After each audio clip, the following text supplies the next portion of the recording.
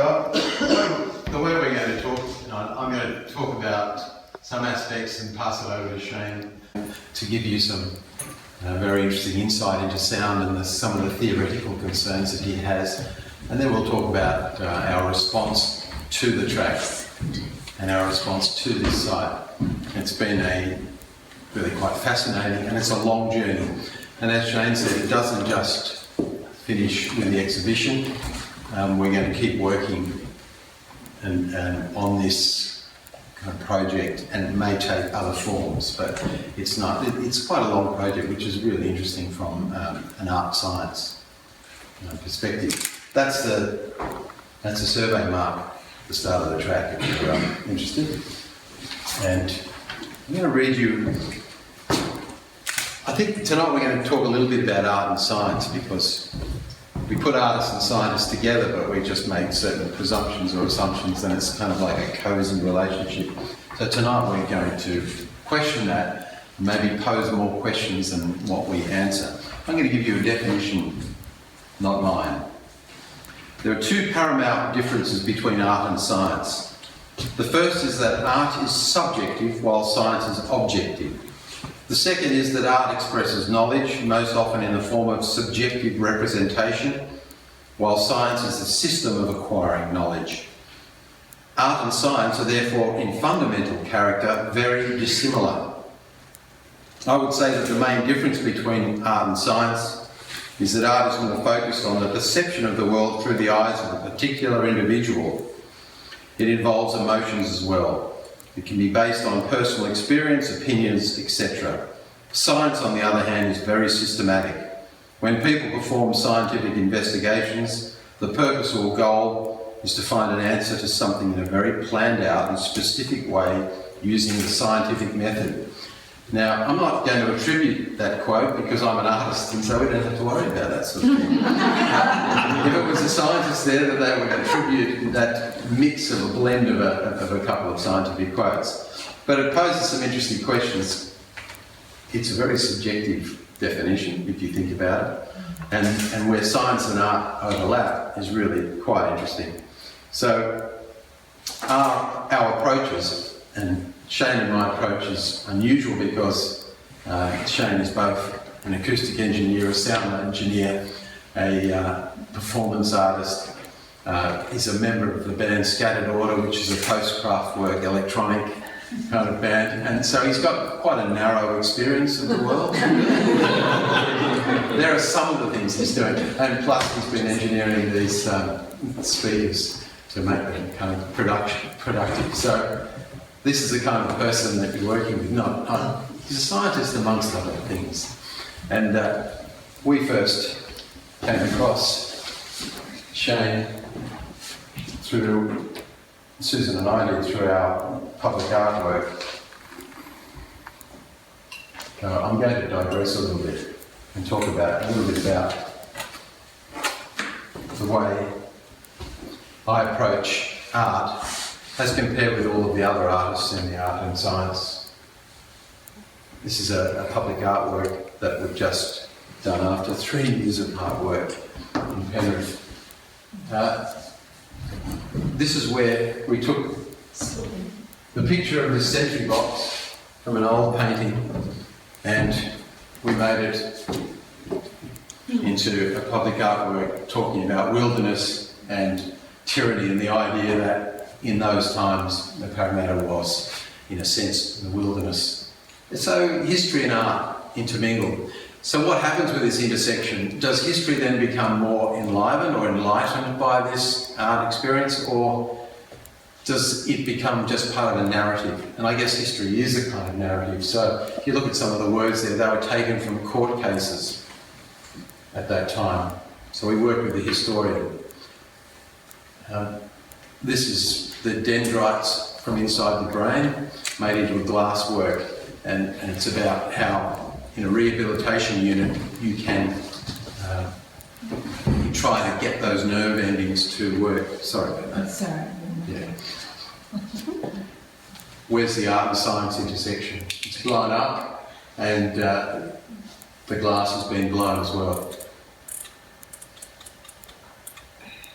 This was an old box pipe, one of the first flights in this particular site. So our work is responsive to a site. We don't come with ideas necessarily.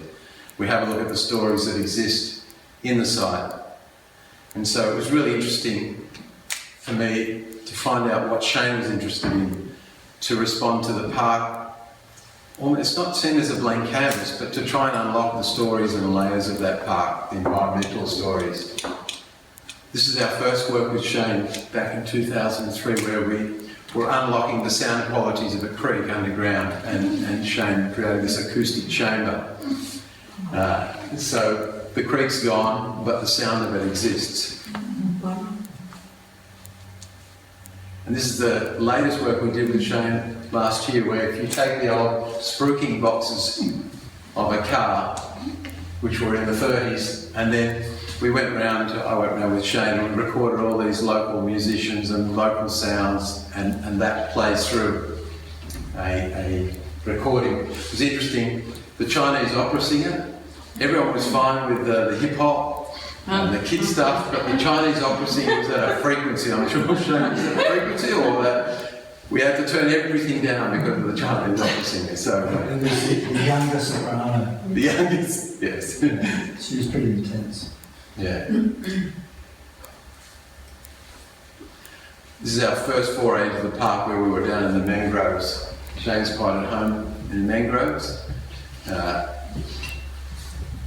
Not really, I didn't go for a swim. And this is the kind of work that we were doing.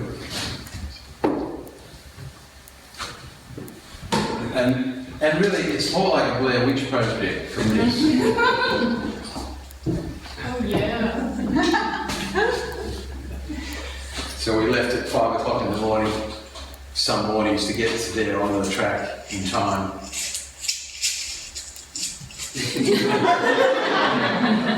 Which track or all tracks? No, that was the track that our location, our site is.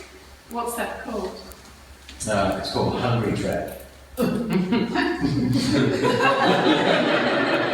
that why you chose that? Is that why you chose that track? Because of the name of it, or why did you choose that track? Acoustically, it was the most interesting for Shane. Yeah. Okay. We went to a number of sites, including the mangroves, which had this amazing sound from the popping. Yes. You know, that we've all probably experienced in the tides. But this track, it was acoustically interesting because it's like an amphitheatre. I just didn't want to get in my leads muddy, that's all. So there's the fine grain of the track, which... And there we are at the top of the track. There's Tegan who's here tonight, who helped do some recording as well. You can tell she's looking extremely interested. One of my responses. It's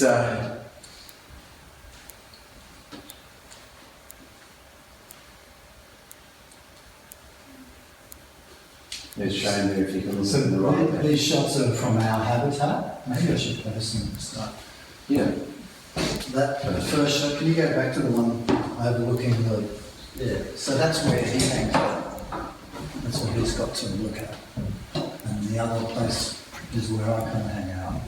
So we're using 3, sometimes 4 of these flash recorders. This is the first project that, like, I've been involved in doing multi-microphone, sorry to butt in, multi-microphone and speaker projects, but this is the first one where we've actually separated the recorders, like, up to 100 metres apart, and those recordings, which I'm about to play now, have revealed something interesting about the acoustics of the space that I never realised before, until separating those recorders out.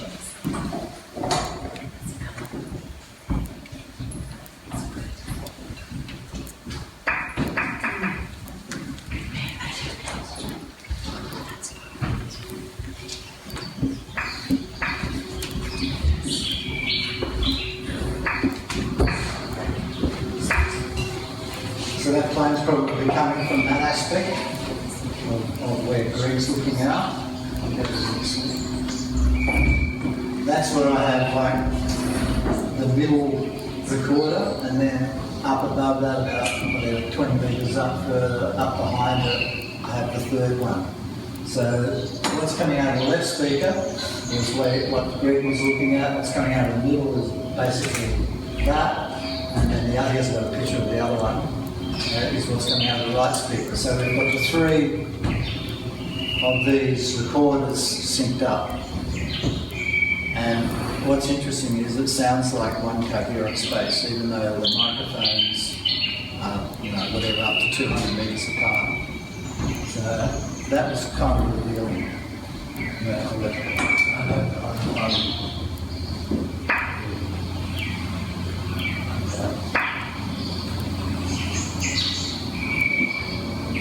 So the thing about this location is that it's rimmed by human-produced noise. So you've got, it's actually an air flyover passageway, if you like, over to the west, going pretty much north-south. And then you've got the traffic which goes towards Cottage Point or the Ku-ring-gai to continue along this road out here, along the General Martin Drive. You have that on the ridge. Now we're about 800 metres west of the ridge road, and we're down about 50 metres below the track, and the track's about 50 metres from the uppermost point, top of the valley. So this track's not, or the whole valley is not a pristine place. There's pretty much always a bit of drone going on, with either cars or with planes. But it does have a pretty nice range of bird activity. One thing which I'd read, and which actually we became aware of, is that as the planes go over, some birds actually ramp up the sound of their calls in response to that. Sorry, what was that? Some birds actually.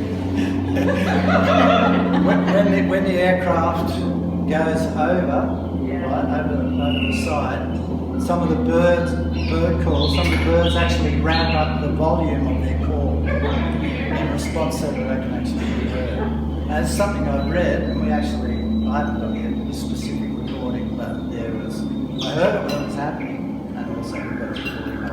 And some of the wattle birds had headphones on.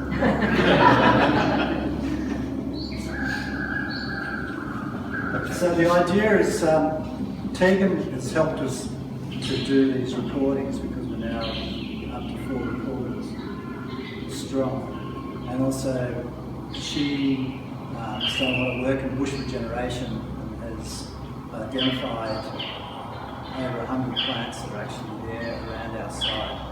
So what we're hoping to do is to give these recordings to a few birders, and they'll be able to hopefully identify a lot of the species that are here.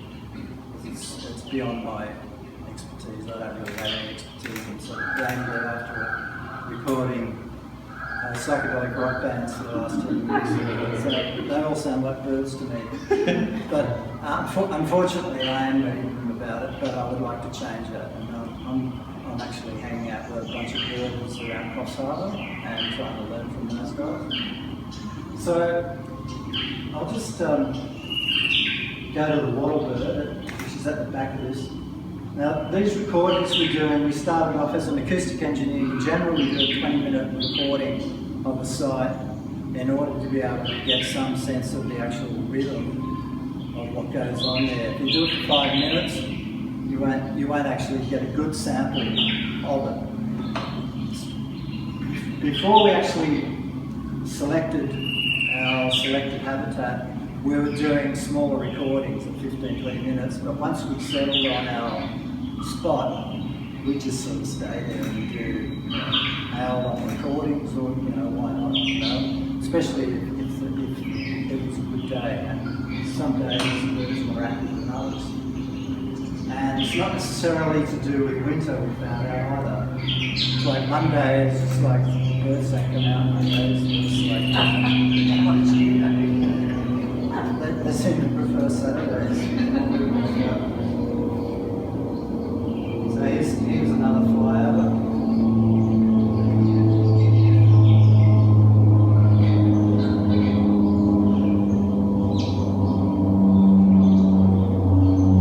So the thing that always amazes me about outdoor recordings is how close a prominent machine sound, how close it actually sounds to you. Because there's so much exposure to the direct sound of the actual machine. Anyway, I'll just flip to the end. Yet another. It's not all plain drone, I can assure you.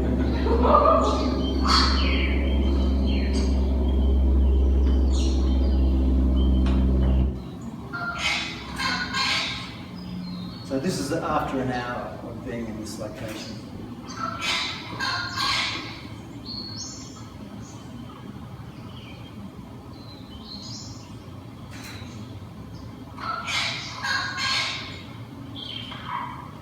So the other thing which I'd never noticed before is the particular habitat that we've got has got two rock outlets. And where Greg is on the western lower outlet, and it's pretty much at the height of the canopy of the trees below. So the reason why there's a lot of bird activity here is that the birds are coming up and feeding around the canopy. And where I'm sitting, which is a little bit further up the hill, there's a prominent rock there, and it's actually acting as an amphitheatre. So it's a big solid piece of sandstone. It's both flat and it juts up. So it's providing a sense of reflection of what's coming from the valley, both from through the ridge road. It opens up. It's kind of protected from the ridge, but it opens up and comes into our kind of concave basin, if you like, and then it's reflected back out. But also some of these birds that are calling, say over there where Greg is, you can hear the reflection of it where I am 200 metres away. And then you can hear then a bird of the same species that'll pick up on that, and then they position themselves around that. So all of this stuff has maybe start researching zoologists who use acoustic measurements to look at the relationship between the landform and how the sound operates in the landform, and what species actually inhabit those sorts of ecological communities, and then analysing their bird calls, and then seeing that there's a correlation between how easy it is for their particular call to be broadcast through that environment. And this work's been going on since the 70s. There are claims that there is an evolutionary link to that, but I'm not sure about that. That's a pretty big kind of claim, and it doesn't require a lot of work. So we've got that now. Basically, unfortunately it's not up there, it's here, and not all you can see it. This is a spectrogram, and it's a pretty handy tool. Most people involved in acoustic ecology or whatnot are using this as a means of analysing the environment, and particularly useful for bird calls. So you can see that's a bird call. I'll play it in a moment.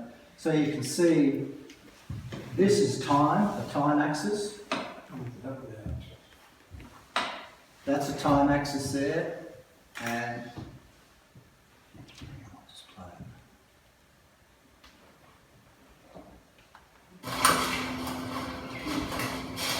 Right, so that's walking away from the track. So that's the time axis here, and this is the frequency going from what we call a mid-frequency up to very high frequencies, up to around about our human threshold of hearing.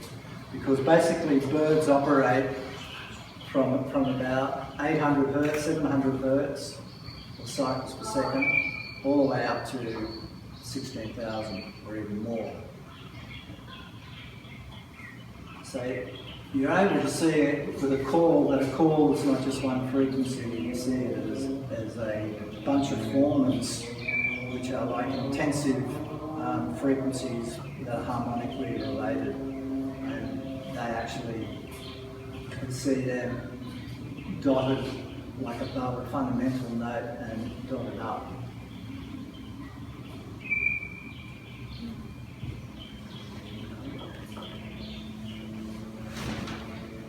Greg, you read the Sorry.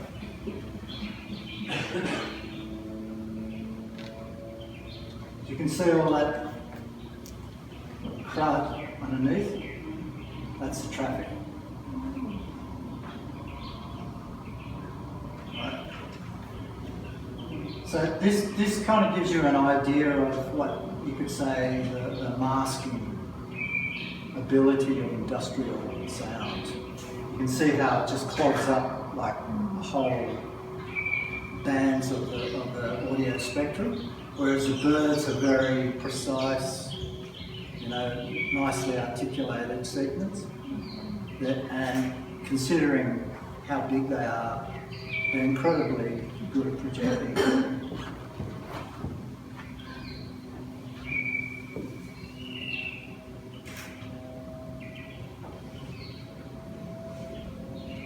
The other thing about looking at this stuff too is that you can see, hear more activity than if you were just necessarily listening without looking at it. So it is actually quite a good aid at being able to inform you as to the number of different species that are calling simultaneously, and also insects.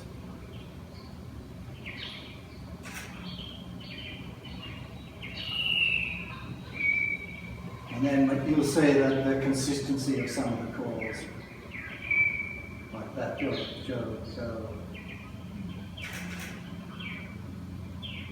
Anyway, so this is a new tool for me because, as I said, I've been recording rock music for a lot. I'm coming back to this environmental work, and you know, there's a lot that could be gleaned from just analysing this stuff.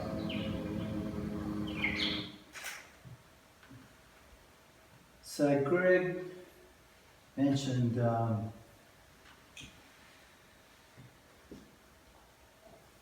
it's your stuff. Here we go. Okay, so this is some bunch of theory and ideas that I've written down. So I have to say, in this project, we sort of came in with the idea of, well, I'll read this out, okay? It'll give you an idea of how we came about selecting the track that we're using, the hungry track. The hungry track wasn't just a name we plucked out. We had to dig for that hungry track in Sydney. All right, so the pulse of a quiet track. This is some lyrical kind of observation I had, which is up where I live in Bella Beach, so it's not even down here, but it's sort of applicable. So it's on the 1st of May. When something is not falling, it is between states and is free to start twirling, winding out slowly one way and then hanging, then winding in slowly and then quicker the other way. One way may predominate and the intensity of the modulation may get so paced up that its lapping throws the twirling into a dance, a giddy happenstance that creates a different state so long as the wind blows, the breath of autumn. I've got this observation of a dried piece of fine bark wrapped in a tangle of old web and held by a long strand from a branch about 300 millimetres above the ground in my front yard at Bella Beach, central north coast. It's jiggling with the fresh breeze that started to hit around 5 o'clock on Sunday, 1st of May. It's probably as good an abstract as any for this talk. The purpose of the talk is to give you an update on Greg and my research with the fine assistance from Tegan and Nigel Webber, who's a very experienced bush regenerator and has been able to identify these 100+ species of plants and trees that are actually around the Hungry Track and progress in our project concepts. All right, Greg can talk about his stuff. I'm sure he'll be able to do that. So looking at what this talk was supposed to be about, I'll take a section of it. It's the curator's expression statement for the talk. It's talking about the relationship between art and science. It's about the way the Ku-ring-gai Chase National Park has informed and inspired our ideas about art and science as interrelated fields. And then I've really struggled with this phrase, one because I'm a hybrid, I'm a bit of a scientist, a bit of an artist, more an engineer. However, my role of a scientist for this project, I've attempted to take that role on, but not as a fellow with formidable expertise in a given scientific discipline. In the hope of responding to the statement, I've stepped back from the notion of I'm a scientist and I'm bringing this particular expertise to the table, which in my case would be acoustic engineering or audio engineering, and instead I've tried to probe further into how the two fields are segregated. What are their limits encountered in engagement of the proposed field of inquiry, or the problem, or the inspiration? And at what point does a collaboration structure between Greg and I alter from being primarily a collaboration and is just two mono streams of expertise? So that's where I've kind of like sort of ruminated on this stuff, probably more than he has, and thrown that question to him, but he's actually the one who's come up with the goods for this talk tonight. Instead, I've just kind of like been trawling through a whole lot of other stuff. But our relationship is still changing. We've actually, in some ways, you could say we've got the project in the bag in terms of we know how we're going to present it. We don't know all the content, but we know how we're going to present it. We've got the guts of it sort of sorted. But the emphasis of what it is that we actually are trying to investigate just keeps shifting, or it does for me anyway. So I've gone from being interested in the habitat as an activity place for birds, where it could be used for population study, but then we're not zoologists. I don't have the chops and we don't have the gear to actually do that level of kind of surveying. You actually need 24/7 monitoring, and a number of them across the valley, and then we'd need a team full of people to be able to process all of that material and then identify the different bird calls and associate that with their rhythms, etc. The next idea that came along was, after reading this stuff about the evolutionary link with the landform, I thought, well, that's something that I do have expertise in. We could blast the valley with some electronic chirps, which would just be like a click sound, but it'd be quite high volume and it would excite the valley, and we'd be able to measure the propagation of the sound as it goes, say, from the roadway or below the canopy to our point where we're recording. So you can actually work out what frequencies are attenuated and which ones are actually promoted. Compare that with the frequency response of the birds, like with that spectrogram, and see, okay, these frequencies aren't as attenuated, and these species of birds have frequencies which match those frequencies which aren't attenuated. Therefore, there's a logical link because they're more successful in being able to broadcast in that environment. So that was an idea, but that's fairly complex as well. And then further reading, we come here every month. We spend 3 days here nearly every month. We missed August, so we've been doing this now since March.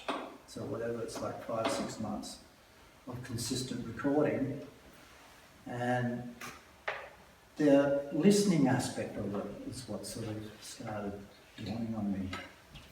It's like, Tegan and I did a massive recording at Kiowa,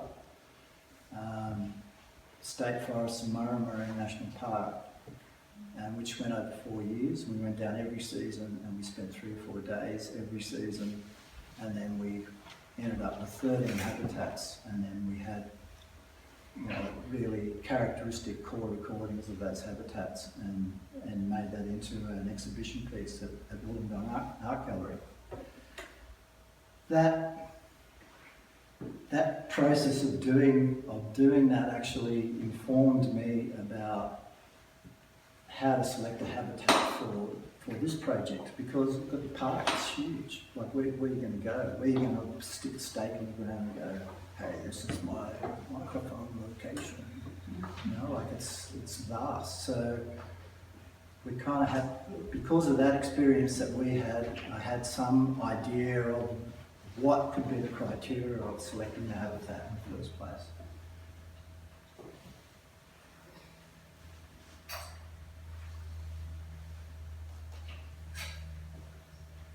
So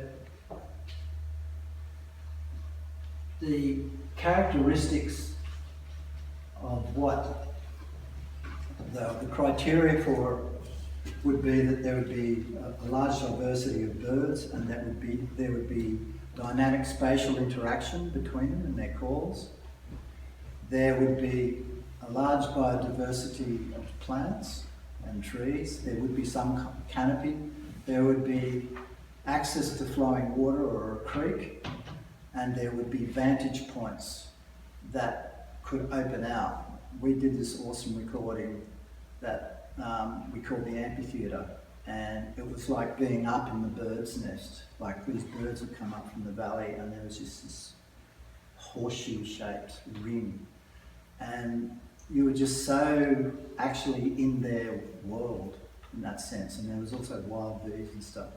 So that informed us of finding this track, and we walked along the track, and it was sort of like in the middle of summer, and it's pretty, you know, it's a couple of kilometres long, and you could stop every 100 metres or whatever and say, I'm going to record here. So we started doing that, and we were kind of scratching our heads and saying, there's not very much bird life here. We've kind of got ourselves a quiet track, you know, congratulations. So anyway, we go, well, you know, I was going to Greg, it's okay, Greg, you know, like, you know, we've got plenty of planes, and you know, there's the cars, and there's the cyclists, especially on the weekend. We've got heaps of recordings of cyclists as well. And they're yelling at each other as they're cycling along about all this shit, and, you know, it's great. So, yeah, anyway, we've got those recordings as well. We're going, well, this place is like, it's just, you know, it should be sounding more pristine than what it is. It's actually, you know, it's kind of a little bit intruded and infested, and there's not much bird life. So we went down 50 metres off Hungry Track, and we found this location, and it had all of those features that was in the criteria. And that day that we went there on the 7th of May, there happened to be a lot of activity. So in looking at this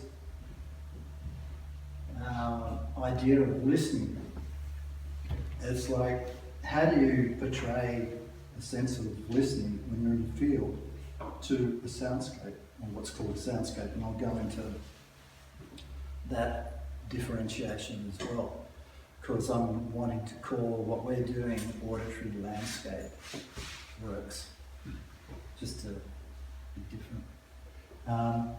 So I started looking at this idea of, well, what's the listening, what's going on? It's actually, is it communication? Is it just, you know, analysing sound through the bush? So I came to the idea that it's actually about communication. And a systems guy who's no longer alive, called Nicholas Lerman, he came up with a definition that communication is defined as the unity of utterance, information and understanding. And this fellow applied systems thinking that had come out of biological analysis by some scientists, biological scientists, and applied it to social theory of humans, but also can be applied to animals as well. So Communication is defined as unity of utterance, information, and understanding. And once set into motion and kept in motion, the formation of a bounded social system cannot be avoided. Right, so that, you know, as people like to say, language or the contagion of language or whatever keeps propagating itself between members of the species. Now, a guy called Barry Troe, who's the author of a book called Acoustic Communication, he was a protege of Murray Schafer. And Murray Schafer in the mid to late 1970s developed what's called the notion of the soundscape.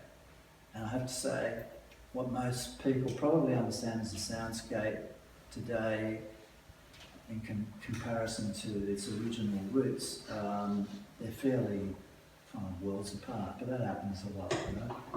Anyway, Barry Troe was a protege of Schafer's. He was a Canadian educator and a composer. Now, he came up with the idea of acoustic communication, and he describes that classical acoustics, which was the work that I was involved in as an acoustic consultant, it's about energy exchanges between a source and a receiver. And I've got note the likeness between behavioural psychology terminology of a stimulus and a response, whereas acoustic communication is an information exchange between entities. Right, so this is happening with us, it's happening with the birds. I don't know if it's happening with the transport, probably not, but maybe if there was a couple of helicopters, it could be. But so when viewed from that distinction, what Barry's making, the analytical means for determining the evolutionary correlation is actually, when you analyse the way that you're actually going to bring about the correlation between the bird calls is more about the energy exchange rather than actually what the birds are communicating. So that's one aspect of it. The vocalisations, you have to talk to bird people, because some bird people say every bird, like I've heard some of them will hear a call and they'll go, oh, it's this species. And so it's like as if there's, like out in the bush there's a kind of loudspeaker with a bird species that's being pressed, and that bird species calls out and you go, yes, that's that bird species, whatever. And you go, no, it's not. He said, it's not that species, it's actually a younger bird from a related species, but it's not actually that one, and that every call is a vocalisation of a particular bird, not of a species. So once you get into that kind of level of understanding of birds, then the old school way of analysing acoustics kind of only becomes part of the story. So anyway, Barry Troe's thing has led me into this wild garden of trying to understand systems of communication, and it's led me to a whole bunch of areas. It's led me to looking at connectionist scientists that are modelling the olfactory of a rabbit and how it hits the bulb in the brain, the olfactory bulb, and can you actually Okay, which one? keep going down? To your emotional response. Yes, please. I think we have to go back. Yes, keep going back. Yeah. Back. That's it, right. So, I know this is not about birds or about sound, but it's related, I think. Right, this is the rabbit, deep anaesthesia. This is waking rest. Now, that squiggle of stuff, right, that second one, waking rest, that generally was looked at as being noise. It's just like random. And with the advent of chaos theory, which is not a new idea now, but this was in the mid-80s, this guy was able to look at a model of that and realise that it was actually a coherent state. It wasn't just noise. right? Even though it looks like it's just a background kind of burbling. The next one is inhalation. So inhalation obviously stimulates the olfactory bulb from the animal. So you have these clear signals, right? Then there's motivation mixed with it, right? And so it's like the intensity is building up. So not only is there the inhalation, there's now a sense of actual excitement about what it's smelling, right?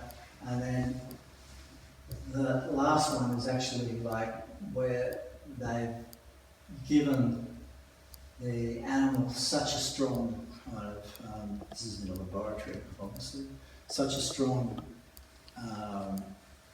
whiff of whatever it is that it's smelling that it basically almost goes into epilepsy, right? And so you see that the top graph is that it builds up from the seizure points, which is at the far left, right? Then it drops down and then it carries through this sort of behaviour.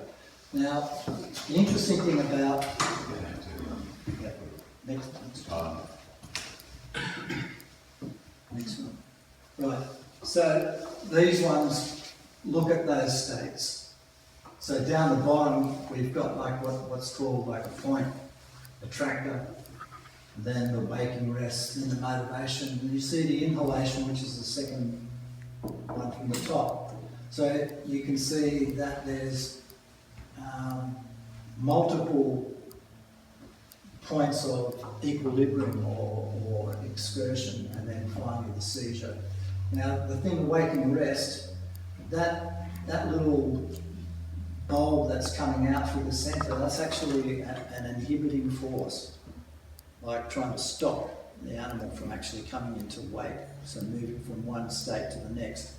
So this, I'm saying, is what I started with about the leaf modulating and then going that way, winding up, going the other way, winding up, and then it goes into a crazy dance and it still stays there. That's kind of what's exhibited here. So what I've started to look at is that maybe this whole background of when we're not hearing bird calls and we're hearing the environment is actually quite a systematic environment that's composed of a whole range of sounds, and there may be a character to that could actually be analysed, and that then also feeds into how, as animals, we respond in our brains, and then that we have probably similar kind of background states. So with this soundscape, what I'm hoping to do is to be able to give people, when they listen to it, a sense of that they're in the bush, but they're not actually focusing on particular bird calls. They've kind of got an almost pre-reflective awareness of just being in the bush. And I think that part of the way of achieving that in terms of the actual installation is not by having a sense of I'm in this perfect seat in the environment, I can hear everything, so that it's actually like you're listening to music or you're in a theatre or something. I think through movement and doing multiple recordings in different orientations within tight sort of circles and moving the mix of the sound from one orientation to the other is going to get closer to how it is when you're not actually kind of focused on, oh, I'm listening to this particular species or this call. I'm actually present and kind of in the bush, and I'm part of the environment, and that's what I'm hoping to kind of to bring to the actual sound quality of it. You could say, you could say that why don't you just have a dummy head and have microphones in your ears, but that would require headphones, and headphones don't relate to good those in-ear recordings don't relate very well to being played back through the loudspeakers, because in the recording you're getting the characteristics of their pinna, of the ears, right? That imparts a whole lot of information and subtle reflections happening at millionths of a second, or whatever, little ripples to the perception of the sound. So if you play that through loudspeakers and you hear it, you're actually hearing the effect of your pinna twice in your ears. So you're reprocessing that, and so it sounds a bit phasey. It doesn't have actually like a good, strong mono block of a solid image. So that's one reason for it. And so the way we're structured it is we've got 3 of these sound systems. We've got one speaker up the back of the hall, one at the front. We've got 2 like this in a stereo configuration like this, and we've got 2 at the back. And so with our 4 recorders, we'll be able to designate microphones and their orientation and designate them to how they come out of the 6 speakers in the gallery. And as it rotates, as if you're turning around and listening like that, basically you stand still, the speakers will do that rotation for you. So in terms of response to sound, because a lot of times when artists and sound are put in, immersed in a gallery, visual artists don't like it because the sound tends to invade and colonise, and it starts to influence all of the work. It's such a strong material to use. It's a really physical, palpable material. So when I was thinking about how do we respond to this, originally those glass cases in the gallery are quite museum-like and they're kind of rarefied. So I decided to pare it back and to make them almost visually mute almost, so that the sound becomes a really important material. Don't try and compete with it, don't try and decorate it. And so we came up with paring back the prickly kind of nature of the bush as profile lines. They're almost like sound waves or sound lines, and we've made topographical lines, which we will make lots of them in the gallery. So that's the process of building up this topographical. So these are the lines, how they will appear. That's the actual profile. Can you put it back a button? This is the next one. That one. That's really interesting. Yeah, so that's just transposing a topographical map into an elevation to try and make it accurate. Did you do that? Yeah, yeah. Wow.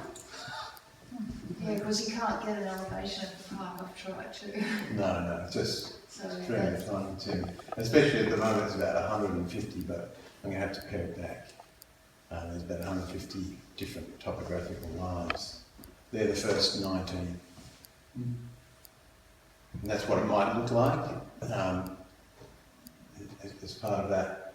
The other thing we've been doing is, and again, in response to sound, how do you map that sound? So we both got a piece of paper, and that becomes like a time-lapse image. So we're making a map of the bird. So, and it leads to the question probably that Catherine is considering as well about, is it a gallery or a laboratory? Are we making an artwork installation, or is it something else? I think galleries are much more blurring the line of what is art and what has to be art. And I think with Shane's and my work, because it's got that strong, as you've heard, because Shane could really talk for another probably 3 hours on some of the research here, it's really got a strong investigative and thorough kind of background to it. Is it an installation? And so that's a really interesting question for me. Does it become, in a gallery, does the gallery change its form and framework? And so that the installation of Shane's and mine, do people come in and go, oh, this is an experiment, this is a lab, I'm immersed in the bush, or oh, am I in the gallery? And so these are part of our response as well. We both did a map. So we took this piece of paper and then for the hour or 20 minutes, we filled it up. And so the black marks, for me, they're a bit different, and probably Shane should talk about his emotive response to it. And his maps are really quite different to mine, which is a great thing. It shows you that the listening part of sound, rather than the identification of the bird species, is way more interesting for me, because the baggage that you bring makes you change your listening. The response you have to a note or to a sound is just as interesting as the identification of the bird. You know, I could see the wild birds with the headphones on, trying to avoid the planes, but I was more interested And then what Shane said before, what happens to the silences between? Are they negative space or are they positive space? Is the white the actual, that calmness, which, as Shane pointed out, is not really silence. We're just not able to distinguish it. And this is one of Shane's maps, which he probably should. Well, you have a look at some of the words, rather than, you know, there's many ways of mapping or responding to it. Really interesting part. This is where I got really quite excited about the process, because we're starting to be incredibly subjective about it, but in an objective way, because we framed an hour, we framed it in 20 minutes, and we've actually got a piece of paper that we're putting in it. So it's both scientific and artistic, and that blend and intersection is really interesting. And you can see with Shane that it's not just scientific language, it's quite an emotive response. So that particular bunch of writing, that's listening to that what I played you at the start of this talk, at our selected habitat. That's like the hour-long recording. So I listened back to that at home with headphones on, and then just listened to the bird calls mainly, or everything that was going on. But I was more interested, forgetting kind of rhythmic, whatever imagery or alliterations or whatever that I felt that the birds were conjuring up. Can you, do you mind doing the next one? Okay, so this next one, this was actually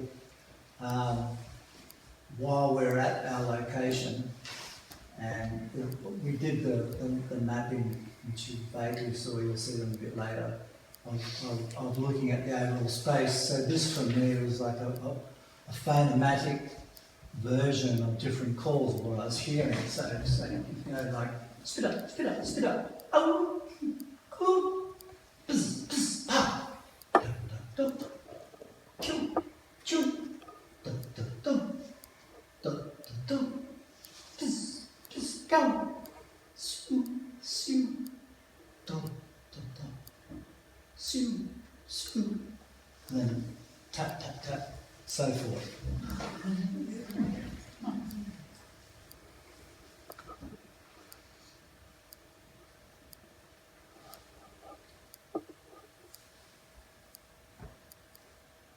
It's a quiet day, Monday. Yeah, Monday. These are early drawings that Shane talked about not bringing a bag of tricks.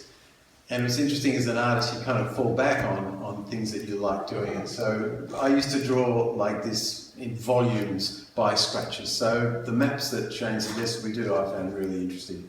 Kind of like almost a falling back on the gesture or the tiny scratch. And so these were the first maps, well, these were some of the maps we did for an hour. Each one depending upon the bird call. So that becomes interesting. The white spaces are the silences, but are they really the silence? Because when you saw the crud, or you heard this crud on the spectrograph, it's constant. And so the white, that's those so-called silences, are actually the positive. That's when you're immersed, almost meditative. So it's a very strange thing to draw a sound and then create it. And of course, you're not composing it like an artist because you're not leaving the spaces. You've only got this frame to work with.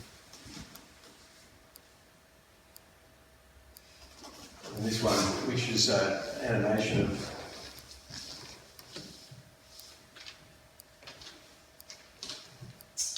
sorry.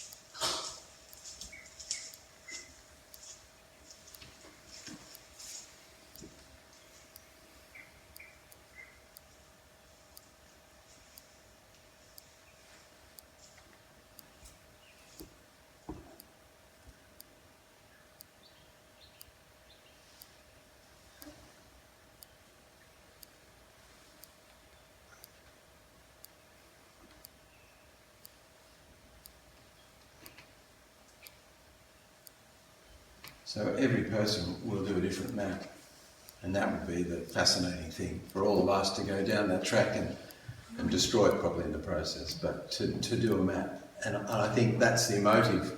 What Shane hasn't talked about is how we emotively respond to sound and how we measure that silence not there.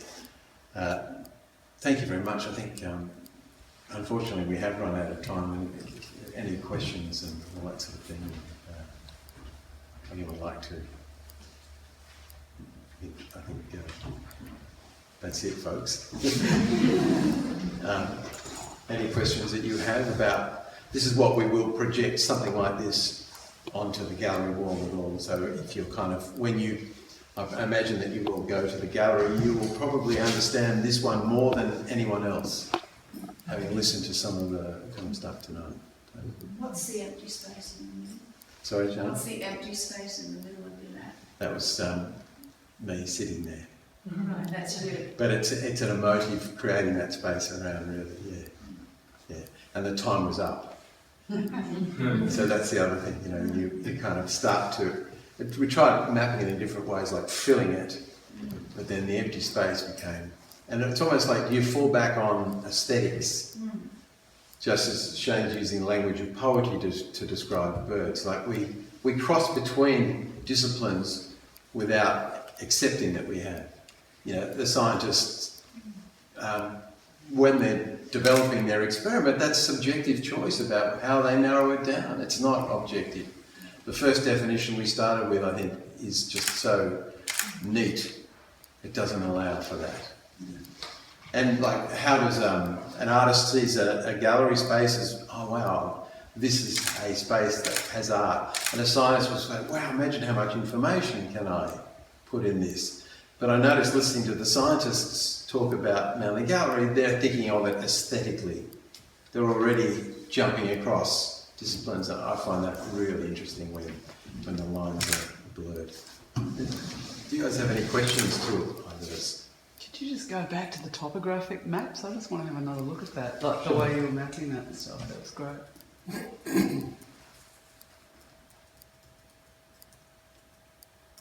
Yeah, it was just too quick when you went through. I couldn't really get a grasp of. And that one shows you how I'm tired. A scientist would have done that really well. It just shows that an artist did it. It reminds me very much of the sound graph that you were showing before. There was that time thing. That you read it from left to right. I read that from left to right as opposed to reading it. Yeah, it's almost like the landform. That landform is actually helping to form that reverberation. I don't. You like Shane talks in. There's a sound jargon which is really quite poetic. That's the other thing. Scientists have to use the language of poetry to describe their work. Metaphor is what scientists use to try and help it happen. For artists, it's all metaphor. Sometimes, it's like, even the shows that we like with philosophers at the moment, they're using a kind of metaphor and poetry. I guess philosophy's always been like that, but I think when we try and make art and science so dissimilar and decide, I think that's a dangerous thing. Did anyone hear Brian Cox on Q&A a couple of weeks ago talk about art and science? No. Yes. Was that in the same thing as the climate change thing? Like About the aeroplane. You used that I metaphor can't for remember the who aeroplane. else was on. That Malcolm Roberts was on it. That Yes, guy. yes, Yeah, that's, Brian yes. He was. Yeah, we didn't want him. But Brian Cox, the question of what the difference between art and science came up, and Brian just said, "There's no difference. You look at nature as a scientist and you respond. As an artist, you look at nature and you respond." I thought, wow. Yeah. And given how long we've been doing this, it's a similar response to a scientific response in a way. It's like we have an exhibition coming, but it's going to be a lot longer than that. Yeah, some of the things that might emerge. So you're sort of constantly building this in the gallery space the whole time, or are you just planning it and you're going to install it at some point soon? Yeah, unfortunately the gallery won't let us start now. I mean, I'm quite cranky with Catherine, really. We would like to start now. Yeah, no, we've got a week. She's very kindly kind of stretched it out. Because I think the way Shane's describing the kind of sound immersive experience, that you can't do that in a few hours. Really, so, yeah.